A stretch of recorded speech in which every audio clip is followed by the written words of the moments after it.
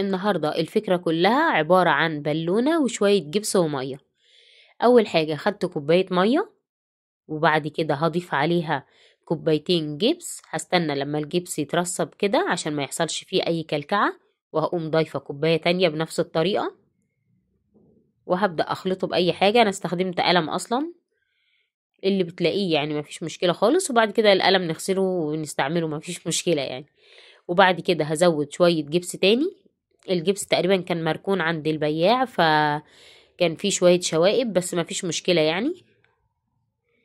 وبعد كده هستخدم الإزازة، الجزء اللي فوق بس من الإزازة دي،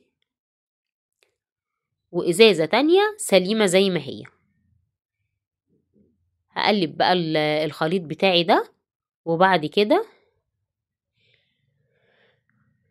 انا هنا احتجت ان انا ازود حبة جبس كمان عشان بس يبقى تقيل معايا شوية ويمسك بسرعة، يعني ينشف بسرعة معايا عشان الوقت. كده تمام. هبدأ بقى استخدم الازازة اللي انا قصيتها دي زي قمع كده، بحيث ان انا اقدر اصب الخليط ده في الازازة التانية. هصبه كده بالشكل ده. وبعد كده هنفخ البالونة بالشكل ده، وهلف البق بتاعها بحيث ان هو ما يتفكش مني لحد ما انا بس ادخله كده جوه الازازة. والخطوة اللي بعد كده ان انا هبدأ افضي الخليط بقى اللي في الازازة كله في البالونة. الفكرة سهلة خالص وبسيطة، واي حد يقدر يعملها، وهتطلع معانا في النهاية تحفة بمعنى الكلمة. هبدأ افضي بقى الهواء كله كده تمام. وبعد كده هربط البالونة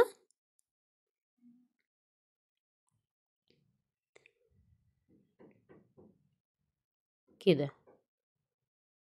تمام. انا بس كنت خايفة لحسن تفرقع مني بصراحة، فعشان كده كنت يعني بعمل بحرص شوية، بس طلعت يعني الفكرة اسهل من كده بكتير. مسكتها بقى شوية لحد ما نشف الخليط بتاعي، وبعد كده هبدأ اقصه كده بقى البالونة بالمقص. طلعت تمام وكل حاجة، بس في اجزاء زي ما انتوا شايفين ما كانتش منتظمة، بس عادي خالص. كل ده بنظبطه سواء بالصنفرة او بالقطر زي ما انا هعمل.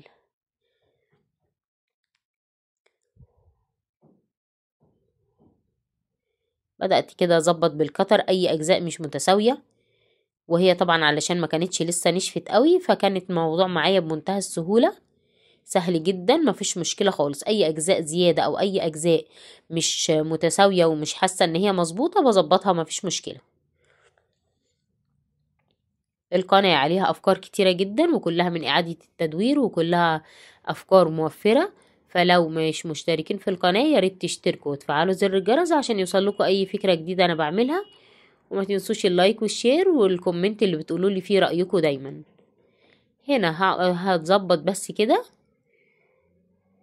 وهستنى بقى شوية لحد بعد كده اما تنشف.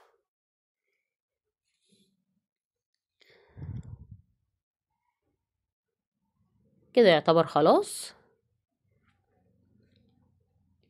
جت مرحلة التلوين. دي مركزات الألوان دي بتتباع عند الموان، ودي فرشة أسنان أنا مخليها مخصوص للأفكار دي يعني. هبدأ أعمل زي طرطشة كده عليها، وبقى ده شكلها النهائي. طبعا هحط فيها بقى شمعة، سواء شمعة إلكتروني أو شمعة زي اللي أنا هستخدمها دي، الشمعة العادية بالشكل ده. بصوا بقى لما كمان هنولعها يبقى شكلها تحفة بصراحة. ايه رأيكم؟ مستنية رأيكم في الكومنتات، وما تنسوش اللايك والشير والكومنت الجميل اللي معوديني عليه دايما. ولو عجبتكم الفكرة ما تنسوش بقى تعملوها وتبعتولي الصور بتاعتها في الكومنتات. واستنوني في فيديو جديد وفكرة جديدة. باي باي.